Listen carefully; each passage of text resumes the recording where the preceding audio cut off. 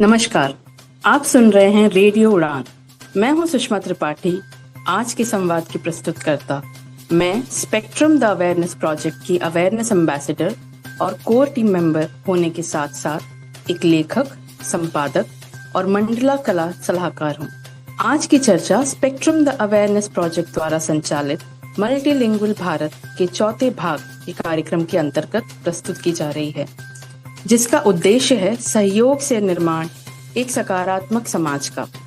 Spectrum the awareness project autism spectrum disorder, अन्य neuro divergent स्थितियां और दिव्यांग व्यक्तियों, बच्चों, युवाओं और परिवारों के समर्थन में समुदाय की महत्वपूर्ण भूमिका के बारे में जागरूकता पैदा करने के लिए प्रतिबद्ध है। इस वर्ष का हमारा विषय सभी के लिए सुरक्षित सामाजिक स्थान बनाना, यानी कि एक सोशल सेफ स्पेस बनाना, इसी प्रतिबद्धता को दर्शाता है। हमारा दृढ़ विश्वास है कि समावेशन केवल परिवारों या विशेषज्ञ की जिम्मेदारी नहीं है। ऐसे स्थान, ऐसे समाज को आकार देने में समुदाय महत्वपूर्ण भूमिका निभाते हैं, जहां हर व्यक्ति सम्मानित, समर्थित और स्वीकृत महसूस करे। हम अपने ऑनलाइन रेडियो पार्टनर रेडियो उड़ान के इस सहयोग और साझेदारी के लिए आभारी हैं, जिनके साथ हम मल्टीलिंगुअल भारत के चौथे संस्करण का गर्वपूर्वक उत्सव मना रहे हैं। यह सहयोग हमें विभिन्न क्षेत्रों और भाषाओं की विविध आवाजों को बुलंद करने, समावेश और जागरूकता पर संवाद को व्यापक श्रोताओं तक पहुंचाने में सक्षम बनाता है। अंतर्राष्ट्रीय मातृभाषा सप्ताह, जो कि 24 फरवरी से 21 फरवरी तक है, इस उपलक्ष्य में विविधता, समानता, समावेश और अपनेपन की भावना को सम्मान करते हुए हम आपके लिए भारतीय क्षेत्रीय भाषाओं में संवादों की एक श्रृंखला प्रस्तुत कर रहे हैं। इस संवाद के माध्यम से हमारा उद्देश्य यह विचार करना है कि कैसे रोजमर्रा के दृष्टिकोण, व्यवहार, सामाजिक व्यवस्थाएं, बोलचाल की भाषा अधिक समावेशी और सहायक बन सके। भारत एक विविधता का देश है, एकता की भूमि है। कई संस्कृतियां, समुदाय और मातृभाषा यहाँ एक साथ मिलकर रहती हैं और यह एक साझा एकता की भावना को जागृत करता है।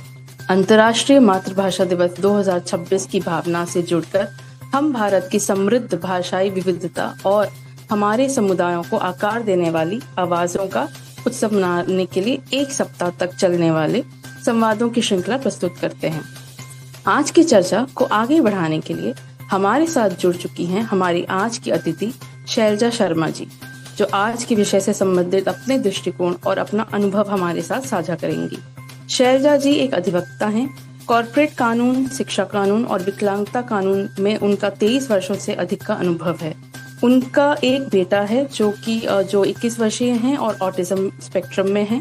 SCPD NCDTD की सलाहकार समिति में डोमेन विशेषज्ञ होने के साथ साथ वो इंक्लूसिव एडवोकेट भी हैं।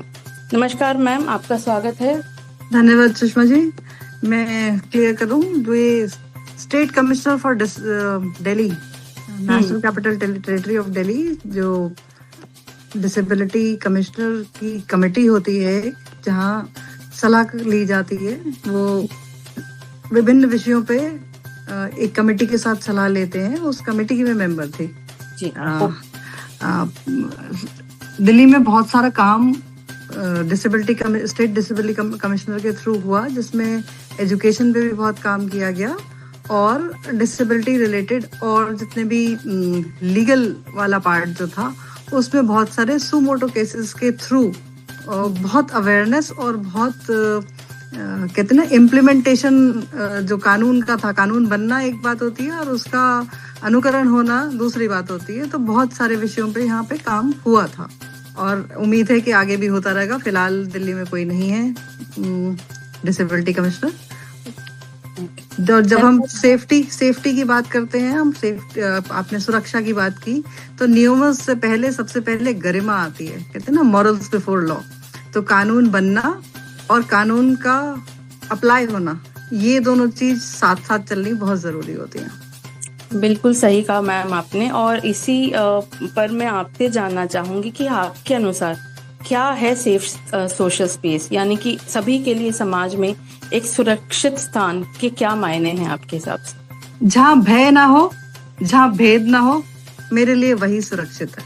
और ये मेरे हिसाब से हर बच्चे के लिए, चाहे डिसेबल्ड है कोई या नहीं है, इससे भिन्नता नहीं होनी चाहिए। जहां हर व्यक्ति बराबर महसूस करे, जहां भेद ना हो और जहां भय ना हो, वही सुरक्षित है। बिल्कुल, बखूबी आपने बहुत संक्षिप्त शब्दों में ये समझाया कि सेफ सोशल स्पेस कैसा हो।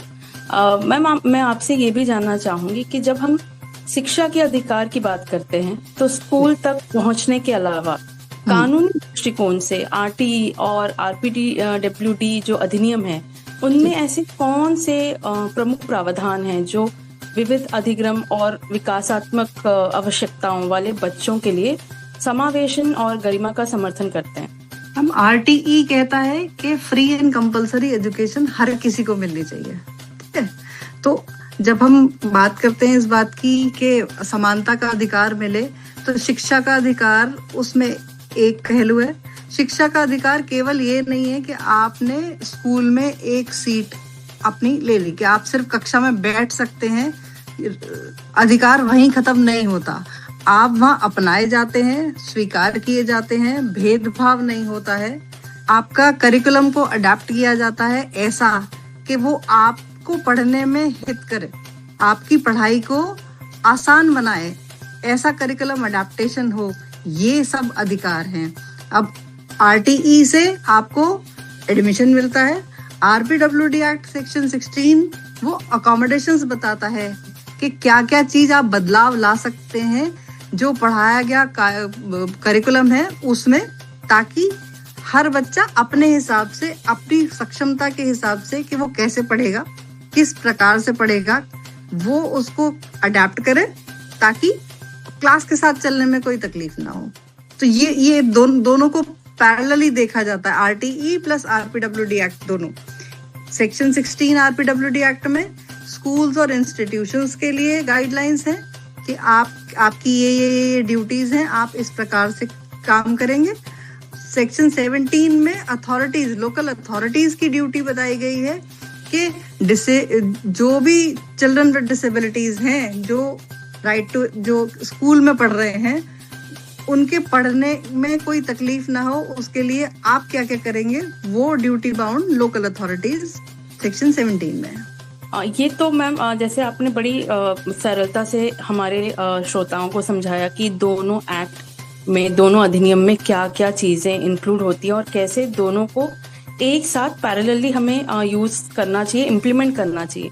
पर जब आप देखते हैं कि कानून में जो प्रावधान है और संस्थाओं में वास्तव में जो होता है, तो क्या इन दोनों रूपों में कोई अंतर है? और अगर वो अंतर है तो आपने कहाँ पे और कैसे देखा है? मैम, अंतर सिर्फ स्कूल में नहीं है, अंतर हर जगह है। जहां ना देखो वहीं आपको ऐसे उदाहरण मिलेंगे कि आपको लगेगा क्या हम सच में मानव हैं।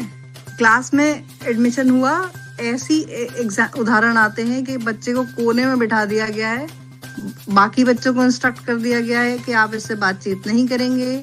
बच्चे जब आप सिखाएंगे नहीं कि वो भी उतना ही सक्षम है जितने आप हैं, हो सकता है वो भिन्न है, बट आपको उसको साथ लेके चलना है।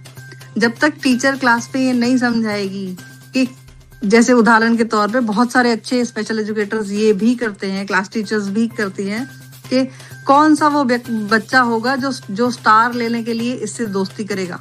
तो जब आप बच्चों का मन कोमल होता है, आप जैसा सिखाएंगे वैसा सीख सकते हैं। बहुत सारे लोगों की ये भी सोच होती है कि मैम वो भी तो बच्चे हैं, तो हम उनसे ज्यादा एक्सपेक्टेशन कैसे रख लें, वो क्यों जबरदस्ती इनके साथ खेलें या इनके साथ पढ़ें। तो ये तो समझाने और समझने की बात होती है कि आप में कितनी सक्षमता है कि आप बच्चों को प्यार सिखा सकें, अपनापन सिखा सकें, दोस्ती करना सिखा सकें। ये आपकी क्रिएटिविटी पे भी डिपेंड करेगा। तो कानून तो है कि आप ऐसा ऐसा करिए, बट कानून को इम्प्लीमेंट करने के लिए मॉरल वैल्यूज होनी बहुत जरूरी होती है। एक हाथ से काम नहीं चलता। बिल्कुल। अभी लेटेस्ट सुंदर नर्सरी का ही अगर आप प्रकरण लें, तो गार्ड बच्चे को बोल रहा है कि क्योंकि इसका दिमाग ठीक नहीं है इसलिए मैं झूला नहीं झूलने दूंगा। वो बहुत बहुत बड़ी चीज हो सकती है, क्या हुआ, पर पूरे समाज ने आके उसको बोला कि भाई ये गलत चीज है, ये कानून में तो लिखा हुआ है, आरपीडब्ल्यूडी एक्ट 2016 में प्रावधान है कि किसी भी दिव्यांग के साथ आप अगर अभद्रता करते हैं तो उसके लिए ये पनिशमेंट है। पर आप समाज के तौर पे क्या ऐसा नहीं होना चाहिए था कि उस गार्ड को ये पता होता कि मेरा ये अधिकार क्षेत्र नहीं है, मैं इस गलत तरीके से नहीं बोल सकता हूँ? क्या जितने लोग आसपास थे उनकी ये ड्यूटी नहीं थी कि उसको बताते कि ऐसा करना जो है ये कितना गलत है? सोसाइटी के पॉइंट ऑफ व्यू से चलना पड़ेगा ना हमें, कि हम क्या एक्सपेक्ट करते हैं, हम वैसा व्यवहार करें ना सबसे, स्पेशली दिव्यांगों से, जैसा हम खुद के साथ उम्मीद करते हैं। बिल्कुल सही बात कही मैम आपने कि संवेदीकरण, सेंसिटाइजेशन और अवेयरनेस, जागरूकता फैलाना, इनके बारे में बात करना अति आवश्यक है। जिस तरीके से आपने कहा कि बच्चों का मन बहुत कोमल होता है, उसी तरीके से समाज में जागरूकता, जितनी ज्यादा बातें हों, जितनी सही तरीके से बातें हों, उतने ज्यादा लोग इन सिचुएशंस को समझेंगे, एक्ट को तरीके से समझ पाएंगे और उसे इम्प्लीमेंट कर पाएंगे। मैं यहाँ पे आपसे एक और चीज जानना चाहूंगी मैम कि अक्सर हम देखते हैं कि न्यूरो डाइवर्जन बच्चों के जो माता पिता हैं, उनकी सबकी एक चाह होती है कि हमारे बच्चे की एक सुरक्षित शिक्षा हो, और खासकर जब हम न्यूरो डाइवर्जन बच्चों के माता पिताओं को देखते हैं तो वो कैसे ये सुनिश्चित करें कि किस तरीके की उनके पास जागरूकता होनी चाहिए कानून व्यवस्था को लेके, पॉलिसीज को लेके, ताकि वो अवेयर हों कि मुझे स्कूल सेटअप में इन बातों पर गौर देना है, इन बातों पर स्कूल से बात करनी है, ताकि मेरा बच्चा जो है वो सुरक्षित महसूस करे। मैम, मैं हमेशा सबको ये बताती हूँ कि एक आरटीई की हार्ड कॉपी और एक आरपीडब्ल्यूडी एक्ट 2016 की हार्ड कॉपी अपने पास रखें, उसको खूब पढ़ें, समझें, क्योंकि जो कुछ सार है, जो राइट्स हैं दिव्यांग बच्चों के, वो उसी में है। समझ लें कि शिक्षा, आपके दिव्यांग बच्चे बाकी बच्चों से भिन्न नहीं हैं। जो राइट्स पढ़ने की, खेलने की, मिलने की, कहीं भी घूमने की, जो आज़ादी बाकी बच्चों के पास है, वही हमारे दिव्यांग बच्चों के पास भी है। हाँ, एडिशनल कुछ चीज़ें और हैं जो उनको इनेबल करती हैं ऐसी चीज़ों से कि वो इन्वॉल्व हो सकें पूरी सोसाइटी में। उनको एक्स्ट्रा अधिकार हैं, कम नहीं है किसी और से। तो ये आपने बहुत प्रैक्टिकल एक चीज बोली कि आरटी की जो कॉपी है वो हमेशा वो अपने साथ रखें, चाहे आपको कितना भी ज्ञान हो, नॉलेज हो इस बारे में, पर उन्हें साथ में रखना और जगह जगह जब भी लगे कि इसकी ज़रूरत मुझे है, उसे अप्लाई करना, उसे यूज़ करना बहुत ज़रूरी है। ये एक बहुत ही प्रैक्टिकल टिप आपने यहाँ पे हमें बताई है। लेकिन दूसरी प्रैक्टिकल टिप ये होगी कि जब भी आपको कोई चीज बोलता है कि ये नहीं हो सकती है, प्लीज उनको कहिए कि मैंने मान ली आपकी बात, हो सकता है आप सही हो, मुझे ये बस लिखित में दीजिए, ताकि अगर वो व्यक्ति गलत बोल रहा है या आपके कहीं अधिकार का हनन हो रहा है, अगर आपके पास लिखित में वो है तो आप उसकी कंप्लेंट कर सकते हैं या क्लैरिफिकेशन ले सकते हैं। एजुकेशन से रिलेटेड है, आप डायरेक्टरेट ऑफ एजुकेशन में लिखिए, आप चाइल्ड राइट वेलफेयर में लिखिए, आप डिसेबिलिटी कमिश्नर्स को लिखिए, आप चीफ कमिश्नर डिसेबिलिटीज को लिखिए। लिखने से ये सच जो चीज होगी वो आपको मिलेगी जरूर। अगर वो व्यक्ति ऐसी चीज के लिए मना कर रहा है जिसपे आपका अधिकार है, तो आपको क्लैरिटी होगी। या कोई चीज ऐसी हो जहां आपको लग रहा है कि भाई मेरे हिसाब से तो ये ठीक है, पर उन्होंने मेरे साथ ये अन्याय करा है, तो इस पे भी आपको क्लैरिटी मिलेगी। अगर आप सही, अगर वो व्यक्ति गलत होगा तो उस पर एक्शन भी होने की पूरी संभावना होगी। और इस लिखित देने से ज्यादातर लोग बच जाते हैं कि भाई गलत लिख के देंगे तो हम पकड़े जाएंगे। बिल्कुल सही बात है मैम कि लिखित में होने से उस बात की पुष्टि हो जाती है और वो एक रिकॉर्ड में बन जाता है। ये तो बात होगी मैम बच्चों की, जो न्यूरो डाइवर्जन बच्चे हैं उनके माता पिता की या बच्चों की। अगर हम शैक्षणिक संस्थाओं पर ध्यान केंद्रित करें तो वहां पर किस प्रकार का माइंडसेट चेंज या मानसिकता में बदलाव लाने की आवश्यकता है, ताकि उन पर भी ये चीज थोपा हुआ ना लगे। जैसे आपने कहा पहले कि बच्चे कोमल होते हैं, उनको भी ये लगता है कि वो भी छोटे हैं, उन्हें ऐसा लगता है कि मैं क्यों इस बच्चे से, इन बच्चों से इस तरीके से बात करूं। तो सेम थॉट अगर हम रखें यहाँ पे, तो ऐसा क्या माइंडसेट हमें बदलने की जरूरत है यहाँ शैक्षणिक संस्थाओं के हिसाब से? मैम, जब तक हम वो विश्वास नहीं दिलाएंगे टीचर्स में, स्कूल्स में, पेरेंट्स खुद में कि सक्षमता आती है, आप प्रयास तो करिए, और उस प्रयास को अगर किसी तरह से आप इंसेंटिवाइज कर दें या रिकॉग्निशन दे दें, एक कोई अवार्ड चलाना शुरू करा जाए, मे बी सरकार से या स्कूल से या प्राइवेट स्कूल्स में, खुद स्कूल से ये ट्राई कर सकते हैं कि जो भी क्लास टीचर जो है वो हमें अच्छे रिजल्ट्स देगा या जहाँ इंक्लूजन ज़्यादा अच्छा होता दिखाई देगा तो उनका हम कुछ सम्मान करें। मे बी उससे भी कुछ भला हो सकता है। ये मेरी सोच है। ये बहुत ही प्रैक्टिकल सोच है आपकी मैम, और हम आशा करते हैं कि स्कूलों में, शैक्षणिक संस्थानों में इन चीज़ों पर अमल किया जाए, इन चीज़ों को प्रैक्टिकलिटी में लाया जाए। आप एक अभिभावक के रूप में, एक वकील के रूप में जब देखती हैं कि आरटी की भावना का उपयोग जिस भी रूप में हो रहा है और जहां संभावनाएं हैं, तो आपका क्या संदेश होगा समुदाय के लिए, शिक्षकों के लिए, माता पिताओं के लिए, ताकि सेफ सोशल स्पेस जो है वो एक मुख्य, कहते हैं ना, centre of the whole conversation बन सके, जहां भी लोग हों वो सुरक्षित महसूस करें, चाहे वो शिक्षक ही क्यों ना हो, चाहे वो माता पिता ही क्यों ना। हम हमेशा अलर्ट रहें, एजाइल रहें, देखते रहें, आसपास का ध्यान रखें, बच्चे में विश्वास करें। अगर वो जो भी आके आपको बता रहा है, बहुत सारे बच्चे डिसेबल्ड जो नॉन वर्बल भी होते हैं, उनकी भी कुछ लैंग्वेज होती है जो वो बताते हैं। अगर उनके व्यवहार में आपको कोई चीज गलत, अलग लग रही है, तो उसके पीछे क्या हो सकता है, क्यों हो रहा है, उस पे ध्यान देना बहुत जरूरी है। रिएक्शन मिलता है तो कहते हैं ना, दुर्घटना से देर भली, तो समझने की कोशिश करें। और जो भी आपको आसपास से मिलता है, मतलब बच्चा अगर किसी दिन उदास है तो उसकी उदासी का कारण भी जानना चाहिए। ये टीचर्स, पेरेंट्स, इंस्टीट्यूशंस सब पर है। कहीं कोई चीज जो आपको दिखती है कि हो रही है, उसको इग्नोर ना करें। जी बिल्कुल सही कहा आपने कि छोटी छोटी रोजमर्रा की चीजों में आपको समझ में आने लगती है कई बार कि कहीं पे कुछ गलत जा रहा है, या शायद मेरा ध्यान वहाँ ज्यादा होना चाहिए। अगर हम उन रोजमर्रा की चीजों पे काम करें तो हम धीरे धीरे जो बड़ी जो चीज है उस पर ऑटोमेटिकली काम होना शुरू हो जाएगा। शैलजा मैम, आपका हृदय तल से आभार है कि आपने हमें अपना बहुमूल्य समय दिया आज और हमारे श्रोताओं से अपने अनुभव साझा किए। समावेशी समाज के निर्माण के लिए आपका यह योगदान बहुत बहुत सराहनीय है। धन्यवाद सुषमा जी, मुझे यहाँ बुलाने के लिए।